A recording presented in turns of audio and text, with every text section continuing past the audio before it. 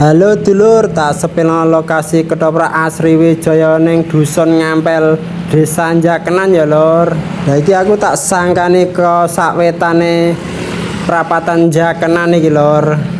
Lah iki wis teko Koperasi Merah Putih ndi ya ora ketok tulisane lur.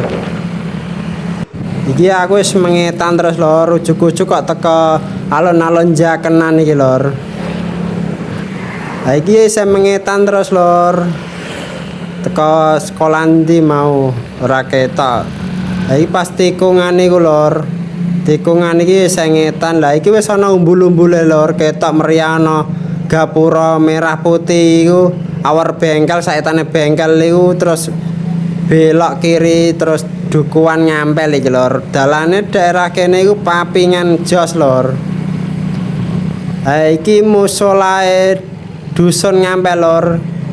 Jenenge Nurul Rohman lur. Iki aku wis mengalor terus lur, abane kok tungkling-tungkling ana ketoprak. Pokoke sanggeran tak parani ngono angger krungu tungkling-tungkling ngene. Alhamdulillah ya lur, iki cuacane cerah panas. Ya akeh sing do sambat ya ana sing senengen, sing kaya ulur mbako niku do senengen. Mang sing daerah Sulang Rembang iku kabare ya udan sediluk lur.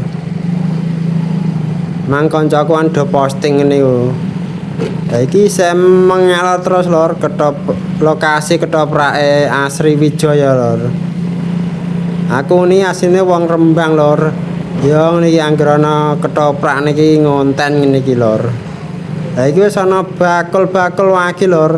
Iki belok kanan lur.